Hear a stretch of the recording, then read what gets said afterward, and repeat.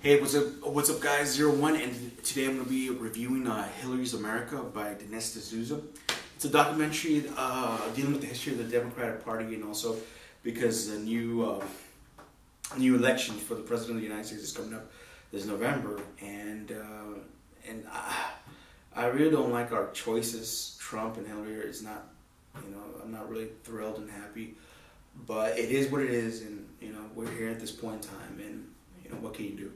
But watching this documentary, it was an eye opener for me because I remember watching Obama's 2016, also done by Dinesh D'Souza or D'Souza's production, and I kid you not, I really liked it. I love the cinematography. I like the way the process of how Dinesh goes about in showing the audience that this is what's going to be expected under the Obama administration. And I kid you not, it was a very prophetic documentary because everything that he pointed out, Obama did to the T. And I was like, wow. Hillary's America deals with basically like a warning to the audience what type of person Hillary is, and not just her, but what type of people are leaders of the Democratic Party. And to me, both parties, Republican and Democrat, have corrupt people. Politicians will always be politicians. So to say that the Republican Party is a perfect, political party, I tend to disagree. And also, but with the Democratic Party, I disagree with them on so many issues. So I was very thrilled to see a lot of the things that Dinesh D'Souza was speaking about. It's true.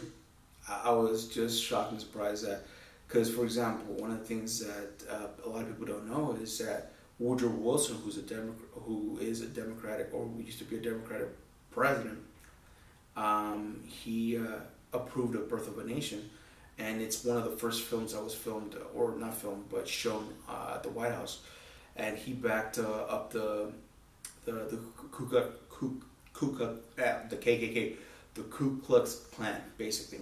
He really was an advocate for the KKK, the Ku Klux Klan, and another thing that that Dinesh D'Souza explains is the way the people within the elites of the Democratic Party think, the way that they deny everything that they do, deny, and he actually breaks it down because he was actually put in prison of giving more than what he should to one of a politician when it comes to funding their political or their campaign. There you go.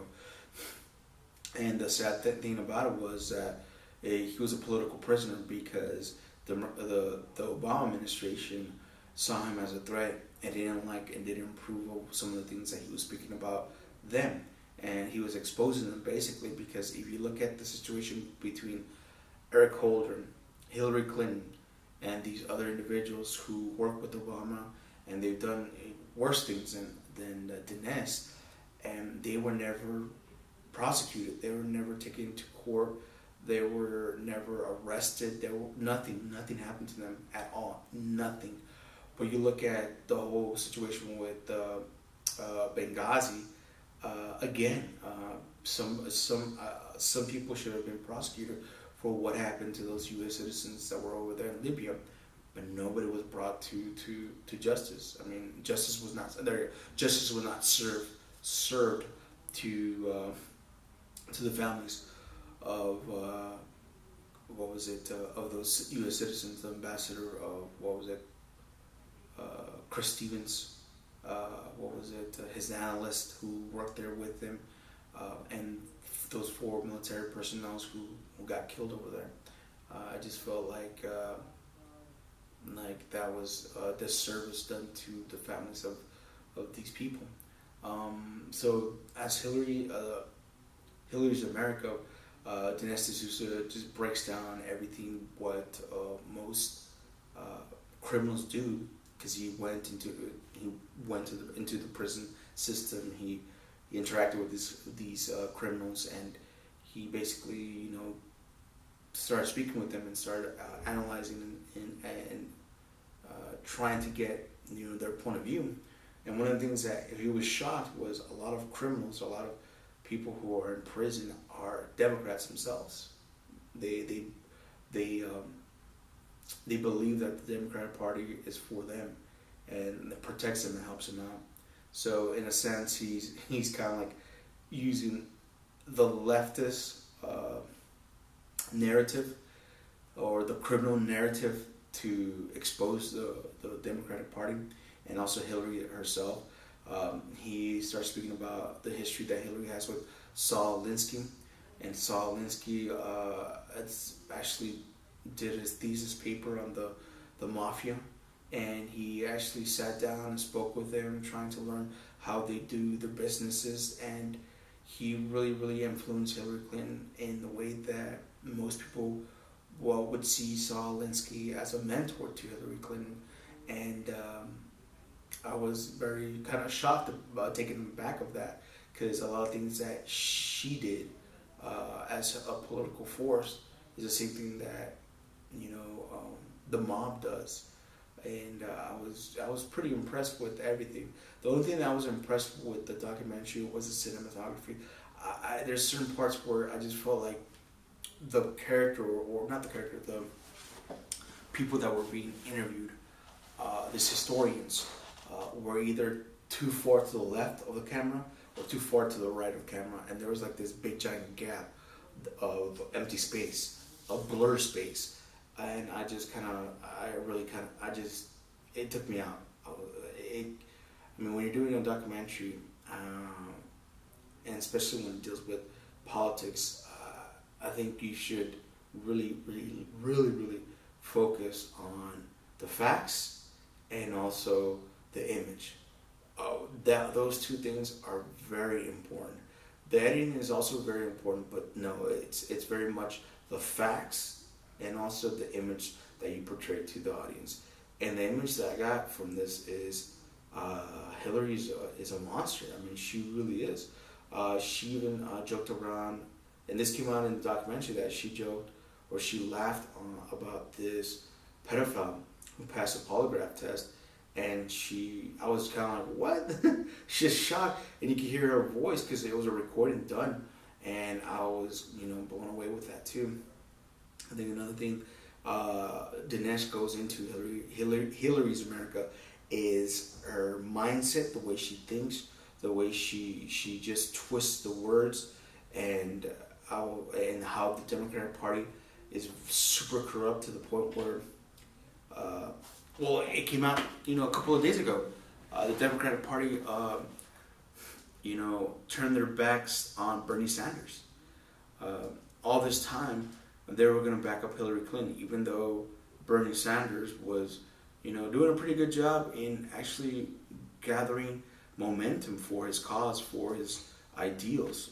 I don't agree with him because socialism itself is evil and wicked, but and then when the email scandals came out that she was using her own private server and it was hacked, it was just kind of like, it was reinforcing what this documentary was all about. I know a lot of critics have given it like a F. They hate it. I think there was a critic on YouTube that all he said, all the things that he was saying was just F this documentary, F this, come on, blah blah blah. He wasn't really being critical of the entire film. He wasn't analyzing it and coming to terms with it and saying, hey, this is why I do not disagree with Dinesh. This is the reason why I do agree with him, or this is a reason where I believe that some of it is real, some of it's not. Nothing. This film has a lot of documents, a lot of recordings, a lot of capture footage of the Democratic Party and what they've done in the past. Another thing I just didn't really buy into, that they kind of wanted to make Dinesh D'Souza out like a like a person who's breaking into the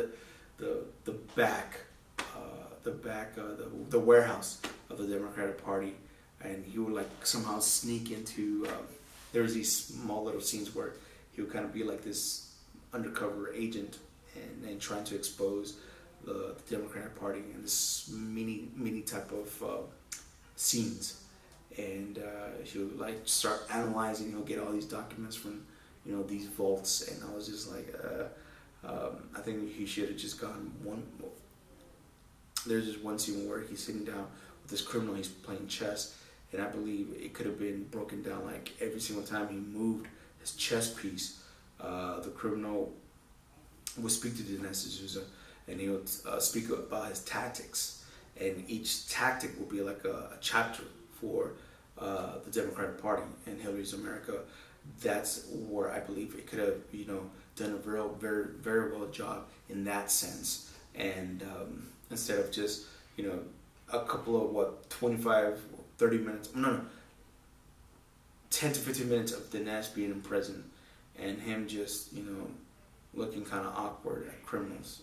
And I mean, look, Dinesh, I'm not trying to cut you down. You did a pretty good job. I mean, first of all, you got a documentary filmed and released into wide theater, and it's still it's getting more theater release. I mean, more theaters are wanting to show this documentary, but there's just certain parts where it just felt very unprofessional, where it looked like somebody from college did this documentary. But I mean, you learn as you go, and I do recommend this film to the family. I do recommend you actually going and doing your own personal research and not just allowing CNN or MSNBC or Fox News just telling you how to think or how to regurgitating their own or twisting their own facts so you can actually buy into it. No, you go do your own research. And I kid you not, Dinesh D'Souza did do his research. He really did. He really did his research, and you see it in the documentary. You see the facts. You see the historians coming out and speaking about how there was actually majority of blacks in the South were Republicans, and majority, actually a huge percentage of Democrats both in the South and the North. Also, Democrats in the North were against letting slavery end. They still want to keep slaves. They still want to basically expand slavery throughout the entire United States, both in the North and the South. These are Democrats, and the most Republicans, both I think in the North. Only in the North. There are some Republicans in the South, but not that much. But Republicans in the North, they're saying no. I mean, we have to stop slavery and we have to fight against this. And a lot of people, especially within the left mentality, within the progressive movement, they believe that there was a switch between Democrats and Republicans. They thought that Republicans were very progressive and very out there thinking.